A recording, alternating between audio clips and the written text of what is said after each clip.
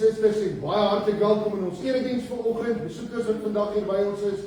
Baie welkom aan elkeen van een. Ons glo vertrou dat die Here gedurende hierdie erediens vandag ook hier by ons is, dat hy ons deur sy Gees sal lei om nie net te luister na wat hy vir ons wil sê nie, maar dat sy Gees ons ook sal inspireer om te gaan lewe op grond van dit wat God vir ons in sy woord sê. Vandag vier ons natuurlik ook die Moedersdag, so die erediens vandag word in die besonder dan toegespits op moeders, maar eintlik op alle vroue wat vandag hier is. En mag dit dan ook vir elkeen van u 'n wonderlike dag wees, en mag dit ook 'n ryklike werk word op hierdie dag. Voordat ons vandag met ons erediens begin, gaan ons saam 'n lied oefen. Ons gaan Vonk 561, net die eerste vers daar oefen. Ek gaan vir Dou vra om vir ons een keer deur te speel. Dou, as daar enige punctuasie is of transpolering of ietsie snaaks is, sê maar vir ons en dan ons dit ook wat in. Ons gelukkig nie transponering of punctuasie nie. Daar's net so 'n bietjie 'n uitdaging met woorde inpas by die liedvers. Jy sal sien hy begin met 'n keervers, liedvers, keervers.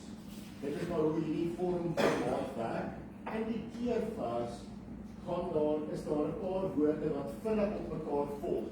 As ek die melodie speel, kan jy dadelik herken, dit is die te duim van Mark Antoine Charpentier. Dit is 'n stuk wat gewoonlik deur 'n orkes gespeel word of deur 'n orgel. Dis 'n mooi fanfare, dis baie mooi. Jy gaan hoor en dit is uitstekend vir 'n lofsang. So lekker hard en vinnig.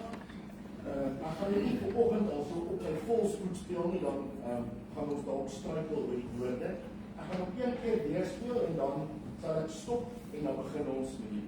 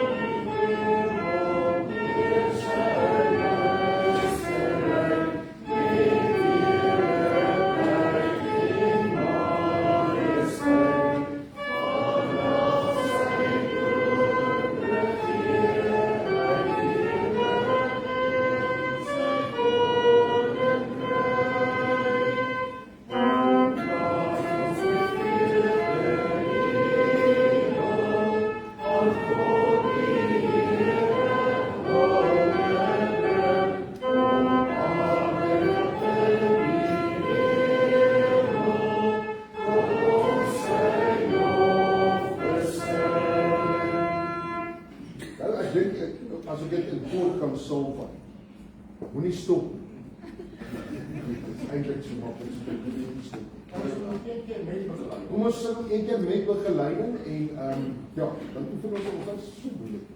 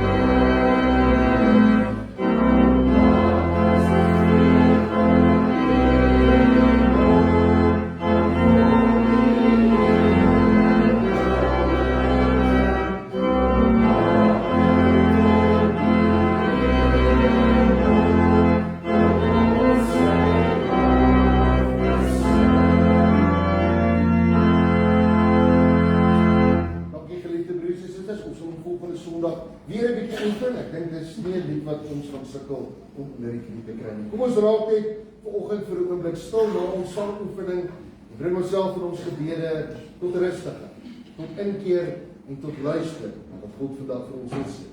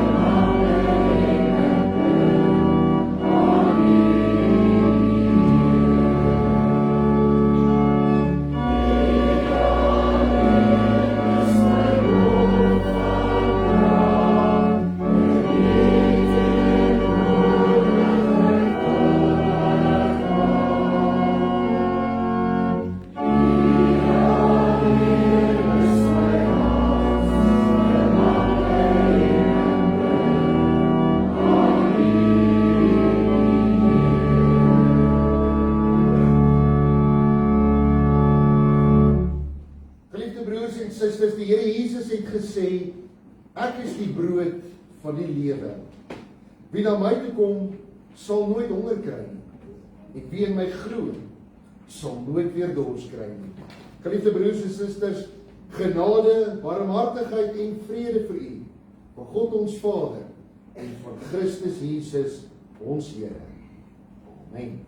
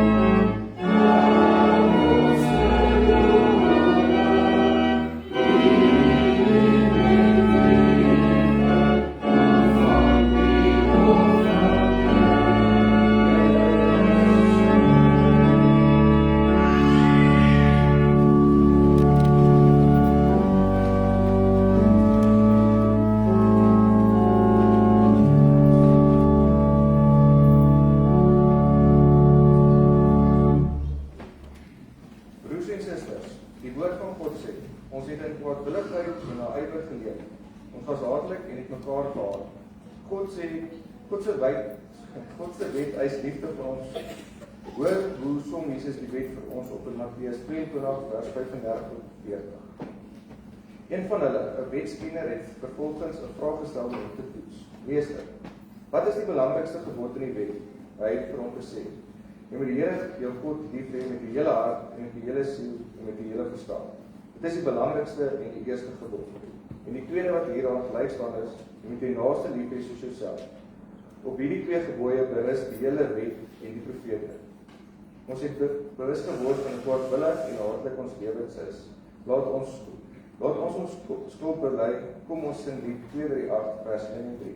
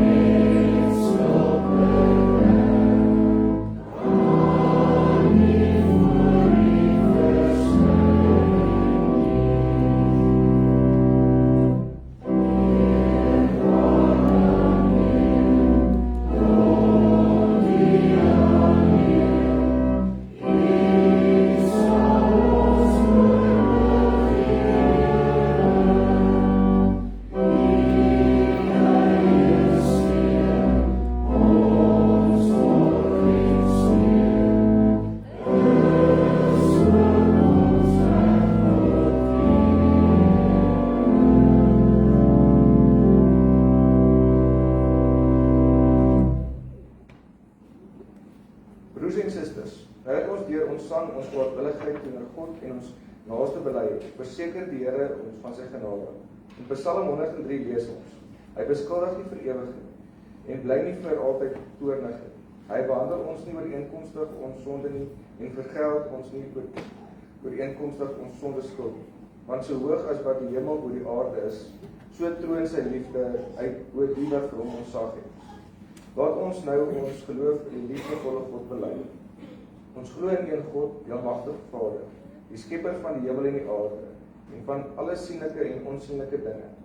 In een Heer, Jesus Christus, die enige gebore Seun van God, gebore uit die Vader voor alle tye, God uit God, lig uit lig, waaragtige God uit waaragtige God, verwek, nie gemaak, een in wese met die Vader, deur wie alle dinge ontstaan het, wat ter wille van ons, die mense, en ter wille van ons saligheid, neergedaal het uit die hemel, vlees geword het deur die Heilige Gees uit die Maagd Maria, en mens geword het, wat selfs vir ons gekruisig is onder Pontius Pilatus, gelei en begrawe is, en op die derde dag weer opgestaan het volgens die skrifte, wat opgevaar het na die hemel en wat sit aan die regterhand van God die Vader, wat weer sal kom met heerlikheid om te oordeel, die wat nog lewe en die wat reeds gesterf het, wie se koning heerskappy geen einde sal hê, en in die Heilige Gees, die Heer en lewendmaker, wat van die Vader en die Seun uitgaan, wat saam met die Vader en die Seun aanbid en verheerlik moet word, wat gespreek het uit die heilige profete.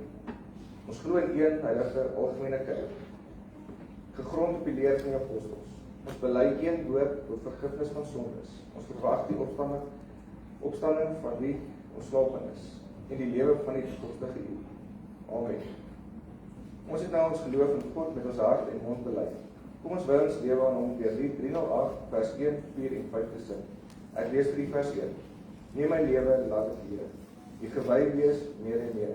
Laat my hart gedurig juig en van dankbaarheid getuig. Die 308 vers 1 en 5. Amen.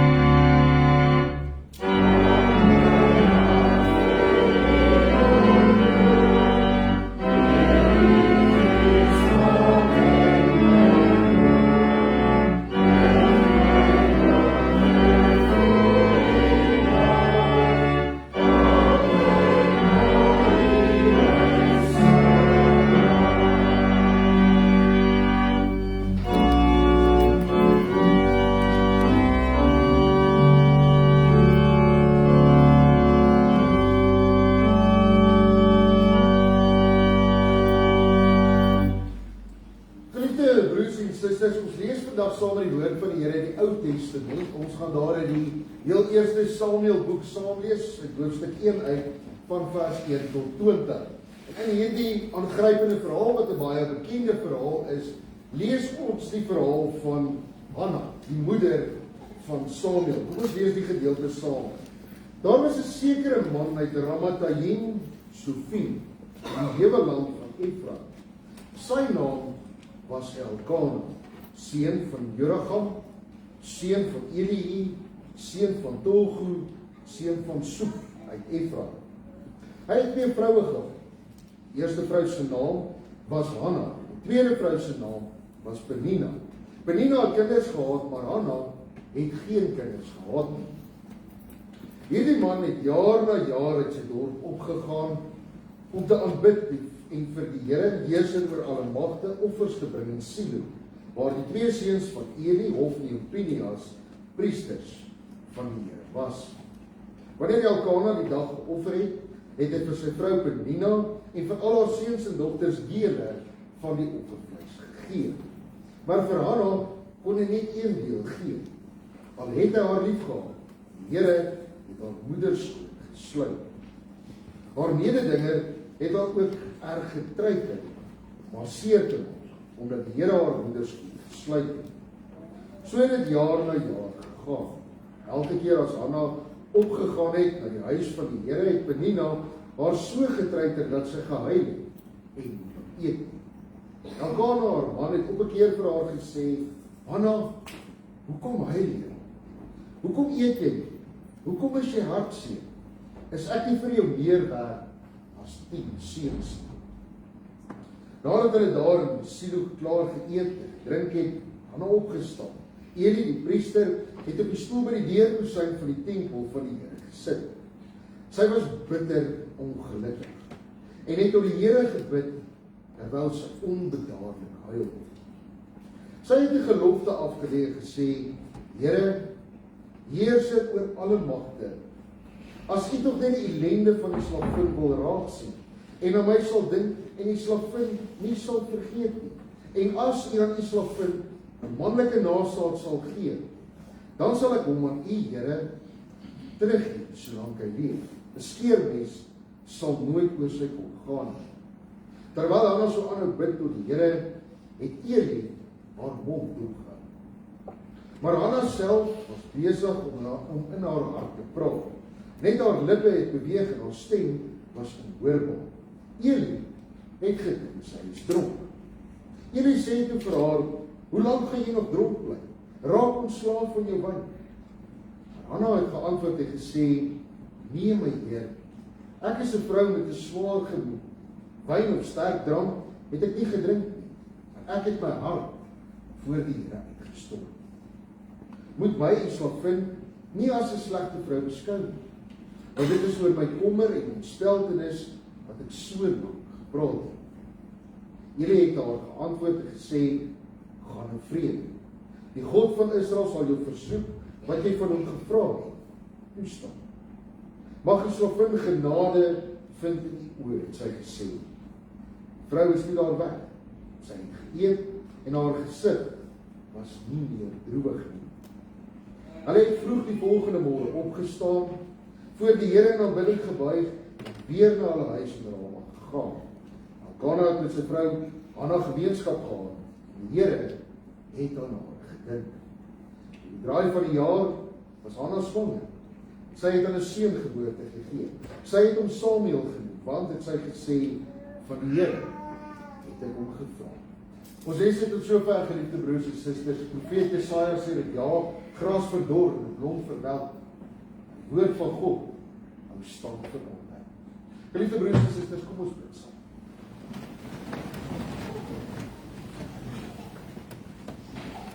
Here van die leerskare, die God van Hanna.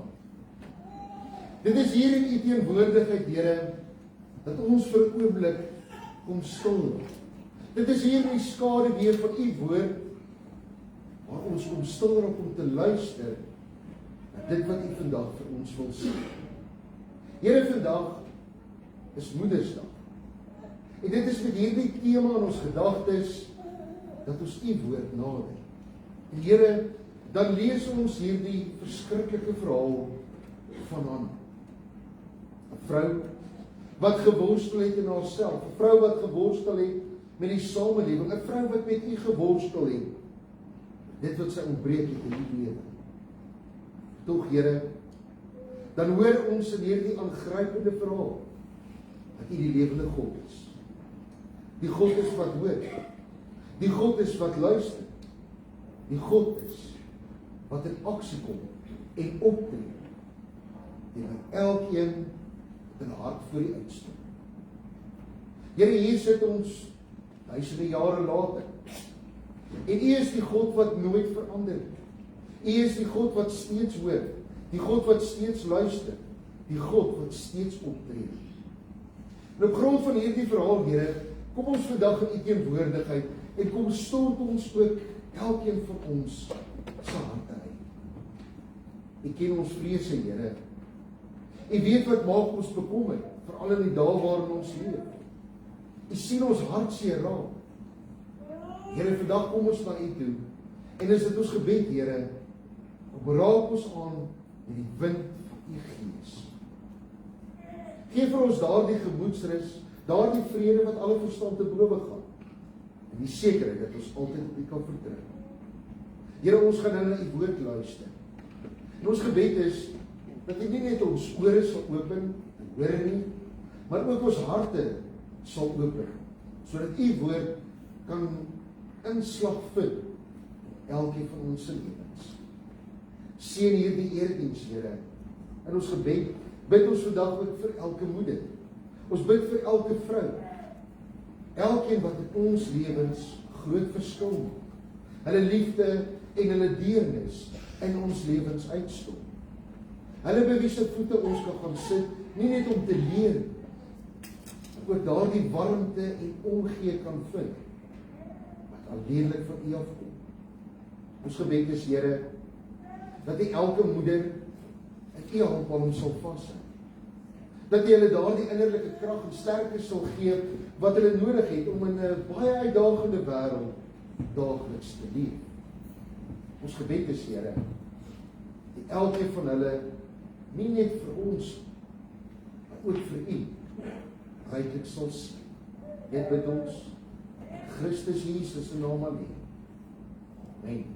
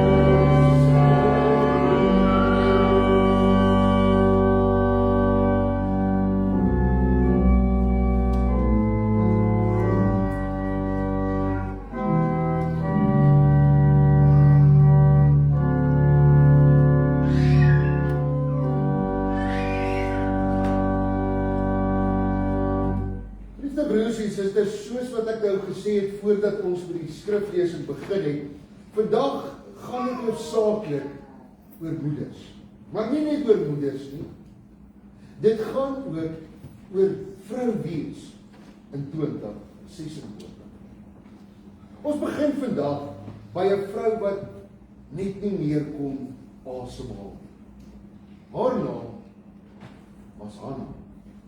Sy leef in 'n wêreld wat nie eintlik veel anders is as die wêreld waarin u en ek vandag leef nie. 'n Wêreld wat resultate eis. 'n Wêreld wat van jou meer verwag as wat jy werklik kan bied. Hanna se situasie was dalk 'n bietjie anders geweest. Tyd toe sy geleef het, was 'n vrou eintlik absoluut niks geweest nie. Mans was alles geweest, mans kon nie foute maak nie. Mans is die alleen persone wat die besluit neem en vrouens moet maar net by hulle inval. As dinge verkeerd gaan, het sy 'n huwelik, dan is dit altyd die vrou se skuld. As 'n vrou of 'n gesin nie kinders kan hê, is dit nooit die man se skuld. Dis alleenlik die vrou se skuld. Dis sy wat onvrugbaar is. 'n Vrou in daardie tyd se waarde is tot 'n groot mate gekoppel aan haar vrugbaarheid en onvrugbaarheid, die onvermoë om 'n kind vir haar man te verwek, was 'n skande. Nie net in haar huwelik, maar so ook in die gemeenskap, in die samelewing van daardie tyd. As jy geen kind gehad, het jy geen waarde gehad vir jou man, het jy geen waarde gehad vir die gemeenskap. En eintlik dink ek nie dat die situasie veel anders vandag is nie. Dis dalk net op 'n bietjie van 'n ander vlak. Vandag het ons die moderne mediese wetenskap, wat tot 'n groot mate en in baie gevalle al onvrugbaarheid in gesin aangespreek. Maar dit wat wel nie verander nie, is daardie emosionele spanning wat gepaard gaan met onvrugbaarheid. Daardie innerlike worsteling van 'n vrou wat nie 'n kind kan bring. Daardie gevoel van magteloosheid oor dit wat ek hê wat moet gebeur, maar nie wat nie kan gebeur. Daardie innerlike gevoel van nutteloosheid vir my man, vir my familie, vir my gemeenskap. En hierdie innerlike worsteling is amper onhoudbaar. En ons lees dit dan ook in Hanna se geval. Daardie innerlike worsteling wat sy gehad het, die bitterheid wat sy beleef het. En dit bring ons dan eintlik nog 'n stapie verder wanneer ons lees van Panina. Panina kry ons vandag ook nog steeds. Sy is daardie stem van onsekerheid. Daardie stem van die samelewing wat vir jou sê, jy is nie genoeg. Daardie stem wat vir jou sê, kyk wat het ander, wat jy nie.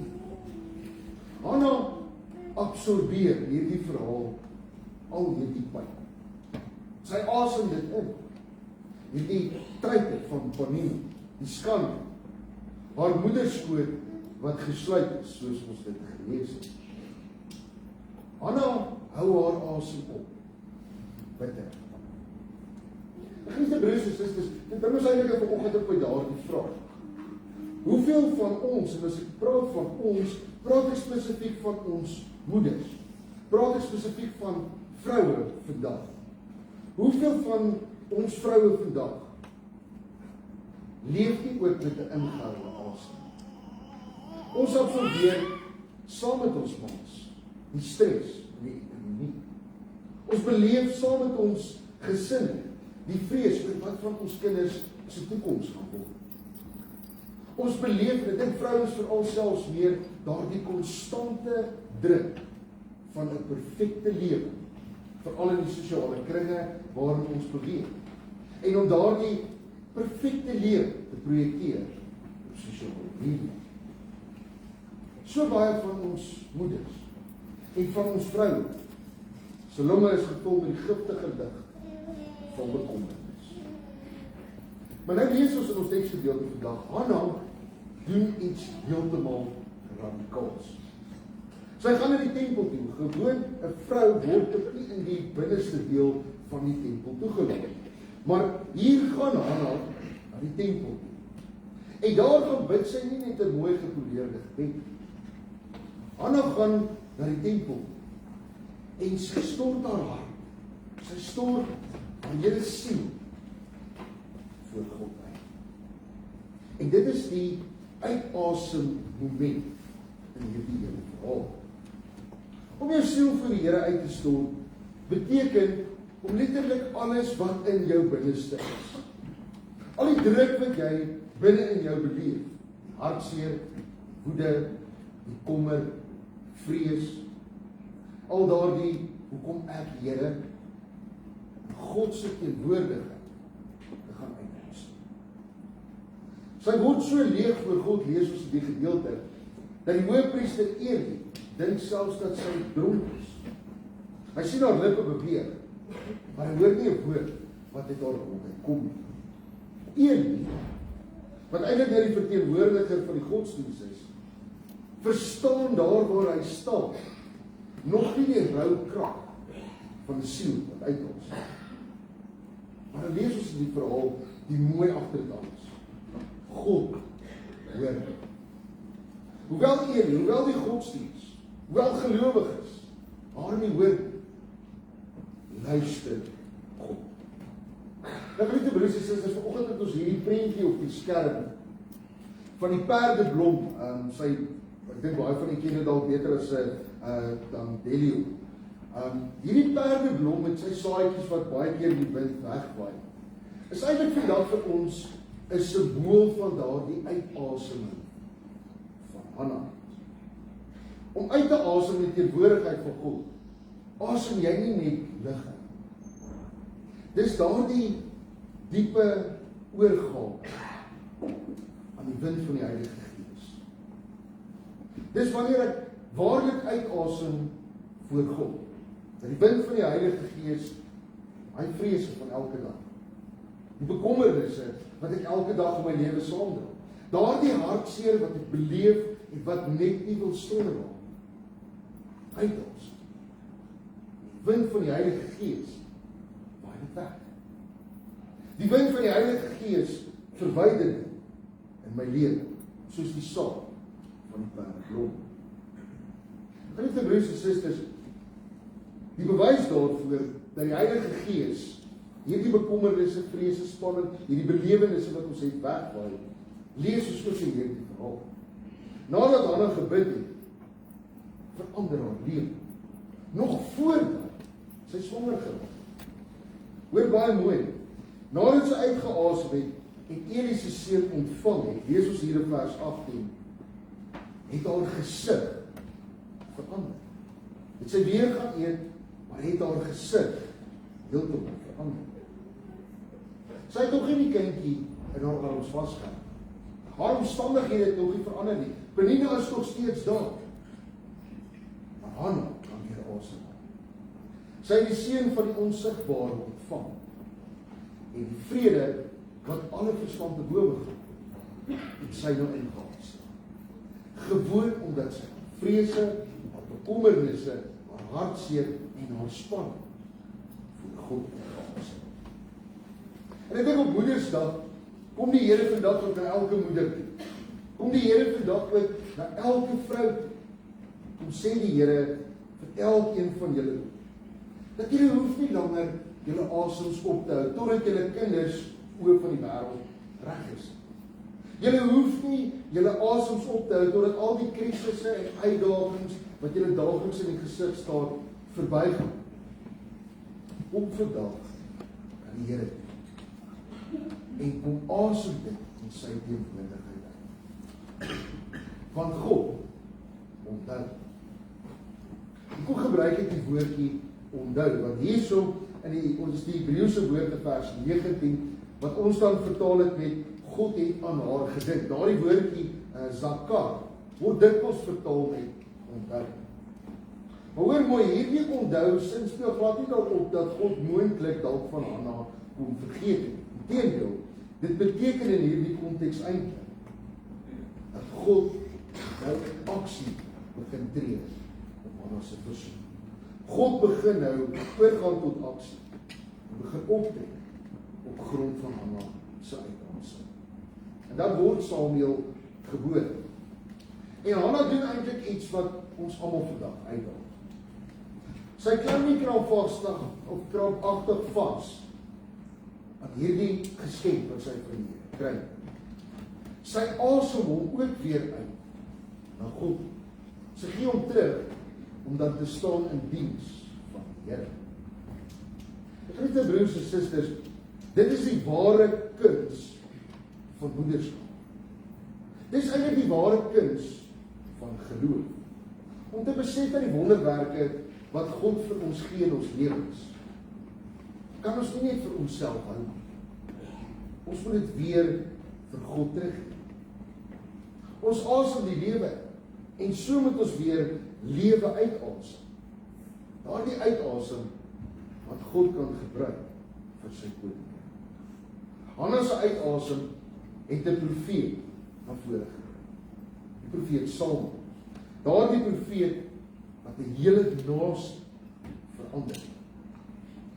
Geliefde broers en susters, in die besonder dan ons moeders en ons susters vandag. Kom ons kyk weer na hierdie simbool van die perd. Vandag op Moedersdag nooi God jou as vrou uit. Kom asem in my teenwoordigheid, jou spanning, jou hartseer, jou bekommernis en jou vrese vermoë voor my uit. En kom asem vandag my liefde, my genade, my teenwoordigheid. God luister altyd wanneer ons na hom gaan. God luister altyd wanneer ons harte voor hom uitstort. En God onthou jou. God dink aan jou. God Zakaria. Haal diep asem. Stort jou siel voor God uit. Maak jou hart vir hom oop. Stap vandag in hierdie kerkgebou uit met iemand wat sy gesit nie meer dieselfde is. Amen. Vriende, broers en susters, as 'n slotsang nader ons vandag tot God. Ook as gebed sing ons lied 512. Ons gaan daar die eerste, tweede en derde vers saam sing.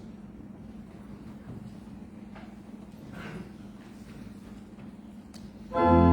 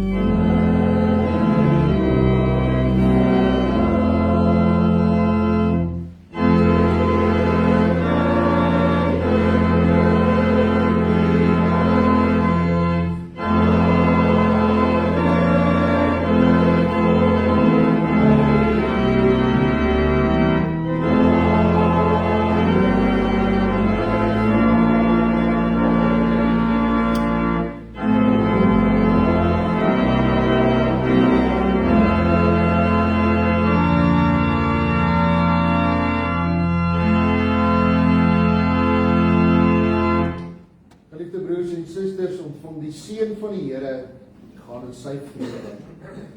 Die Here sal u seën en u beskerm. Die Here sal sy aangesig oor na u toe draai en u genadig wees. Die Here sal sy aangesig na u toe oplig en dan u vrede gee.